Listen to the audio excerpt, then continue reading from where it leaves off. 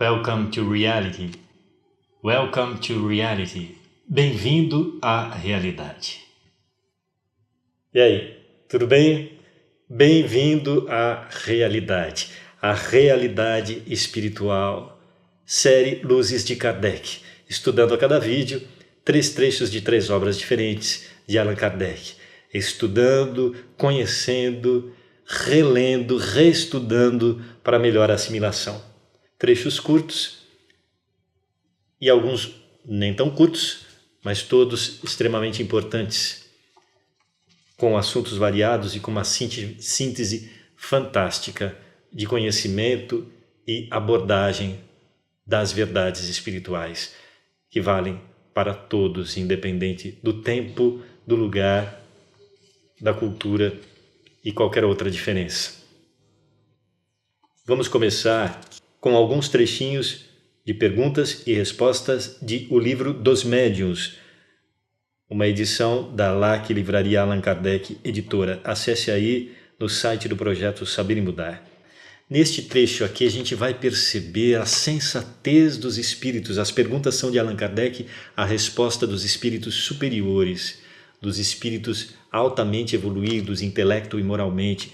Veja a concisão, a firmeza, a falta de misticismo destes espíritos na transmissão dos ensinamentos. Veja aí, você que ainda não conhece muito bem o Espiritismo, você vai ver que não é nada do que você imagina. Veja bem esse trecho, preste bem atenção. Pergunta: as crenças populares em geral têm um fundo de verdade. Qual a origem da crença em lugares assombrados? Resposta: o fundo de verdade nesse caso é a manifestação dos espíritos em que o homem acreditou por instinto desde todos os tempos. Mas, como já disse, o aspecto dos lugares lúgubres toca-lhe a imaginação e ele os povoa naturalmente com os seres que considera sobrenaturais. Essa crença supersticiosa é entretida pelas obras dos poetas e pelos contos fantásticos com que lhe embalaram a infância. E acrescentamos também, a partir do século XX, com a grande influência do cinema, não é?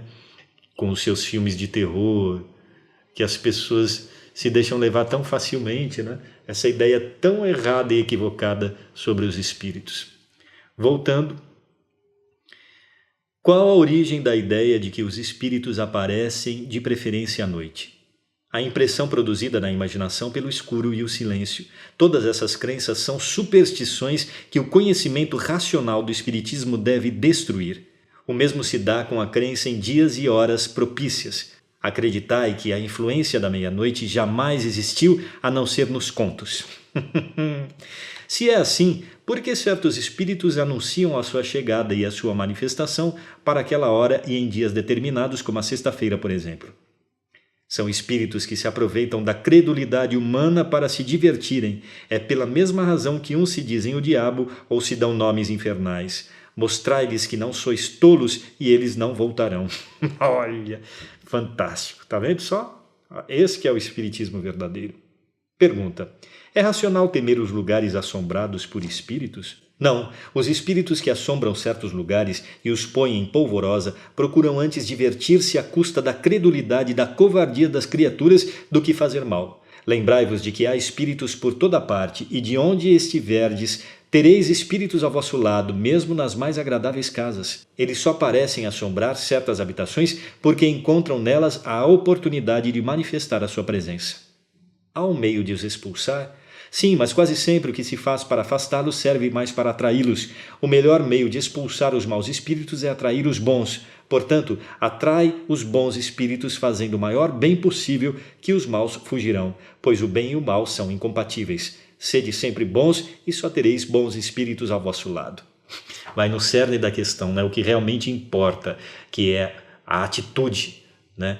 A boa vontade e o esforço na aplicação da verdade e no bem que se faz a si, aos outros e ao mundo. Kardec não desiste das perguntas, vai a fundo, vai por outro lado, mostra um outro ângulo para tirar a verdade, para extrair a verdade com mais segurança. Mas há pessoas muito boas que vivem às voltas com as tropelias dos maus espíritos.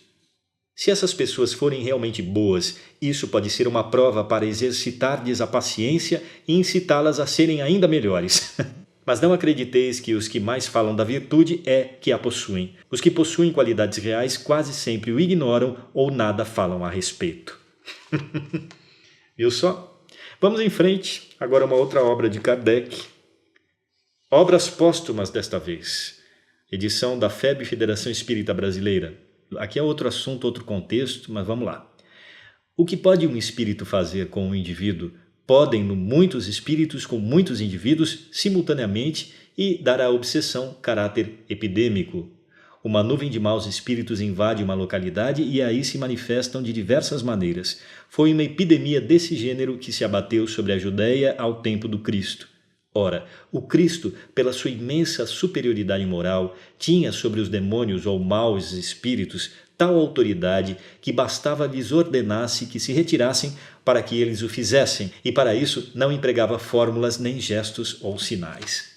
As pessoas que acreditam em exorcismos, em amuletos, em rituais para afastar os maus espíritos, tudo fantasia, tudo apego, tudo ignorância, apego a ideias religiosas arcaicas, a misticismos. Nada disso tem fundamento e atuação para os espíritos. A verdadeira autoridade é a moral, é o desejo de fazer o bem. E ainda quando a gente não tem toda essa autoridade, o próprio esforço desse caminho é que nos vai trazer gradativamente, através de muitas encarnações de trabalho, estudo e aplicação, esta autoridade moral. É por isso que somos todos iguais e que a evolução está em nossas mãos. Jesus, como o espírito mais evoluído que esteve na Terra, como diz aqui, ele tinha uma autoridade, a maior autoridade moral suprema sobre os obsessores, os espíritos temporariamente presos ao mal, e não demônios que não existem, aqueles espíritos que estão em processo evolutivo como todos estamos, e que, infelizmente, por opção própria, acabaram se engessando no mal, se agravando e estimulando o mal em si próprios. Sobre esses, Jesus tinha uma autoridade total, aliás, como sobre todas as coisas, e é por isso que os espíritos se afastavam com a sua presença, não é? Simplesmente por sua autoridade moral e pelo amor que ele tinha, não é? E o amor muitas vezes necessita de ser duro para poder atuar e para poder educar, não é? Aí você pensa assim, ora, se Jesus tinha toda essa autoridade, então por que que ele não escapou da cruz? Porque ele foi crucificado, foi torturado, cuspiram na cara dele, porque lhe colocaram uma coroa de espinhos, porque lhe bateram no rosto, se ele tinha autoridade moral e podia escapar de tudo isso. Mas que abordagem mais superficial, não é? Justamente Jesus veio nos ensinar o amor, não é? Nos ensinar pelo exemplo, não apenas pela palavra, pela pregação ou por escrever alguma coisa, mas por vivenciar, não é? Então, Jesus poderia facilmente sair dessas situações, não é? Mas justamente ele veio nos dar o exemplo. Então vamos estudar mais a fundo a vida de Jesus para entender que ele não era um espírito privilegiado, que ele foi criado simples e ignorante como todos, não é? Mas que ele trilhou pelo seu livre-arbítrio o caminho do bem e da verdade e do amor como ninguém. E como todos podemos trilhar, né? É que nós já estamos viciados por estar, por enquanto, neste planeta, ainda de provas e expiações, é preciso entender isso, né? Que esse planeta inteiro também é transitório e que vamos atingir condições melhores de vivência e de assimilação da verdade, não é? Ele veio nos ensinar. Ele como o espírito mais evoluído que esteve na Terra. Então, é preciso não confundir uma coisa com a outra, né? Jesus foi exemplo em tudo e os seus ensinamentos se referem a todos os assuntos que possam nos conduzir à evolução. Seguindo com o último trecho, desta vez da obra Viagem Espírita em 1862, edição da Casa Editora O Clarim. Aqui outro contexto. Outro trecho de outro contexto. O homem que pratica o bem, isto dito em tese geral, deve, pois, preparar-se para se ferir na ingratidão, para ter contra ele aqueles que, não o praticando, são ciumentos da estima concedida aos que o praticam. Os primeiros, não se sentindo dotados de força para se elevarem, procuram rebaixar os outros ao seu nível, obstinam-se em anular, pela maledicência ou a calúnia, aqueles que os ofuscam. Sem mais comentários, estaremos de volta na próxima semana com mais um vídeo da série Luzes de Kardec. Obrigado pela atenção e pela companhia. Um beijo e até lá.